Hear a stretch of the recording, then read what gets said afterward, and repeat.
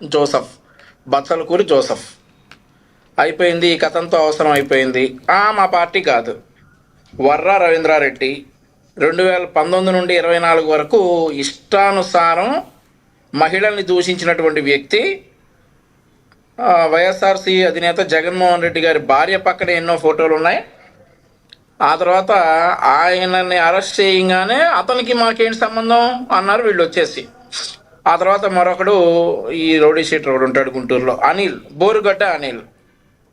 పవన్ కళ్యాణ్ గారి చిన్నపిల్లలను ఉద్దేశించి కూడా అత్యంత చండాలంగా మాట్లాడినటువంటి వాడికి పోలీస్ సెక్యూరిటీ ఇచ్చారు సార్. వైఎస్ఆర్ కాంగ్రెస్ పార్టీ అధికారంలో ఉండగా అధికారం కోల్పోయిన తర్వాత మా పార్టీ వాడు కాదు, శ్రీలతారెడ్డి అలియాస్ శ్రీరెడ్డి, ఆవిడ కూడా జగనన్న కోసం నేను ప్రాణం ఇస్తా అదిస్తానని చెప్పేసి మా మహిళని పవన్ కళ్యాణ్ గారిని నోటికి వచ్చినట్లు బూతులు మాట్లాడితే అప్పుడు ఖండించినటువంటి వారు అధికారం కోల్పోయిన తర్వాత మా పార్టీ కాదు.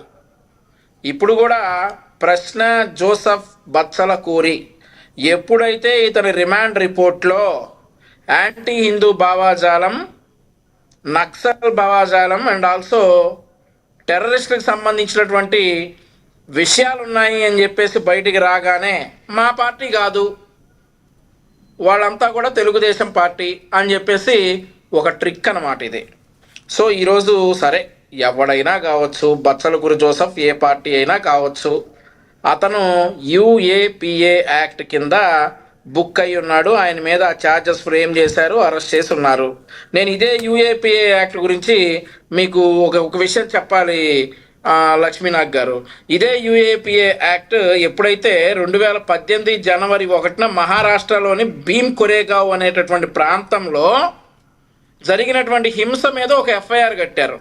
ఆ హింస ఎందుకు జరిగింది అనేది చూసుకుంటే వరవరరావు అనేటటువంటి ఒక క్రిటిక్, అంటే విమర్శకారుడు, అతను పూణేలో చేసినటువంటి బహిరంగ సభలో నక్సల్స్ను ఉద్దేశించి మాట్లాడినట్లుగా అండ్ ఆల్సో వాళ్ళ వైపుకి యువతను మళ్లించినట్లుగా ఆధారాలు ఉండటంతో అతను అరెస్ట్ చేస్తే, 2018లో అతన్ని అరెస్ట్ చేస్తే 2022లో తీవ్రమైన అనారోగ్యం దృష్ట్యా ముంబై దాటి వెళ్ళకూడదని చెప్పేసి కండిషన్ తోటి బెయిల్ ఇచ్చారు వరవర్రావుకి. సో అంత కఠినమైనటువంటి ఈ యుఏపిఏ యాక్ట్ 1967, అది ఊరికే ఒక యూట్యూబర్ మీద పడేస్తే హ్యూమన్ రైట్స్ వారు కావచ్చు, లేదంటే ఇతరత్ర సంబంధించినటువంటి వారు కావచ్చు, చూస్తా ఊరుకోరు.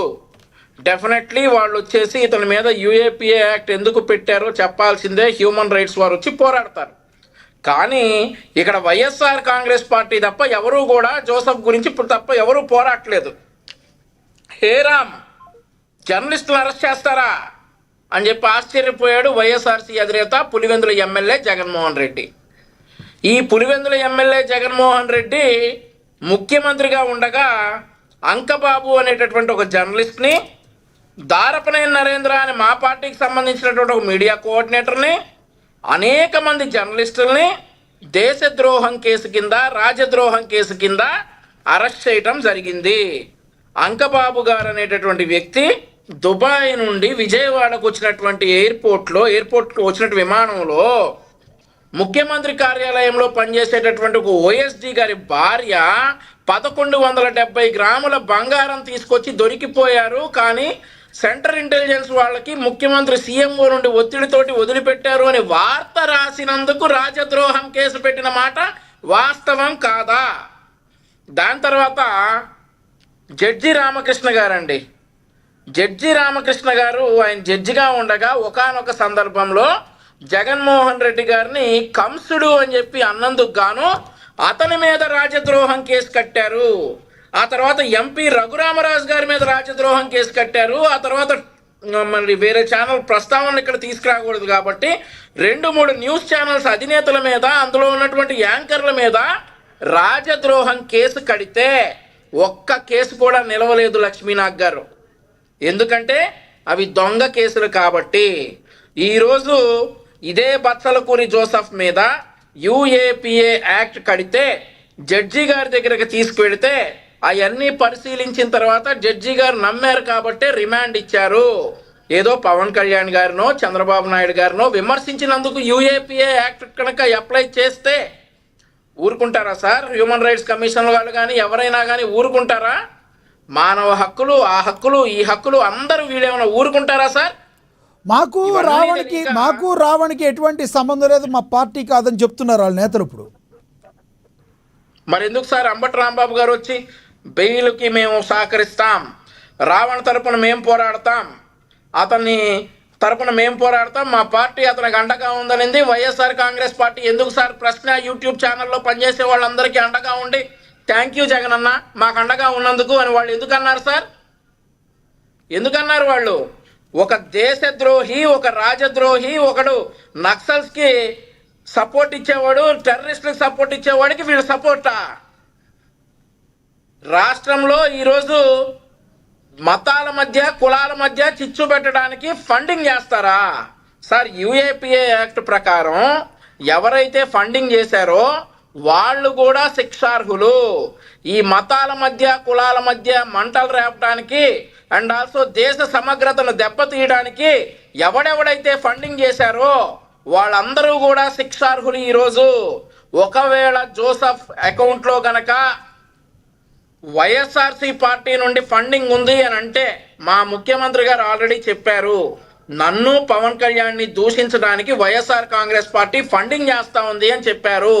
ఒకవేళ ఇదే రావణ్ కేసులో జగన్మోహన్ రెడ్డి గారి పార్టీ కనుక ఫండింగ్ చేస్తూ ఉంటే యూఏపీఏ యాక్ట్ 1967 ప్రకారం దీన్ని ప్రోత్సహించిన వారికి కూడా శిక్షార్హులు అనేటటువంటి విషయం మన భారత రాజ్యాంగంలోని ఐపీసీ చట్టం ఏదైతే యూఏపీఏ యాక్ట్ ఉందో అది స్పష్టంగా చెప్తా ఉంది. కాబట్టి మరి తన ఫోన్ ఆల్రెడీ సీజ్ చేసి ఫోరెన్సిక్ పంపించారు, ఆ వివరాలు వస్తాయి. ఈరోజు యూఏపీఏ యాక్ట్ అనేది అల్లాటప్పాగా పెట్టిన యాక్ట్ కాదు. అన్నీ పరిశీలించిన తర్వాత ఈ బొత్సలకూరి జోసెఫ్ అనేటటువంటి వ్యక్తి చేస్తున్నటువంటి చీకటి కోణాలన్నీ వెలుగులోకి తెచ్చిన తర్వాత, ఆడవారితో అతను జరిపినటువంటి బ్లాక్మెయిల్ రాసలీలన్నీ బయటకు వచ్చినాయి. అవన్నీ తర్వాతే ఈ యూఏపీఏ యాక్ట్ పెట్టడం జరిగింది.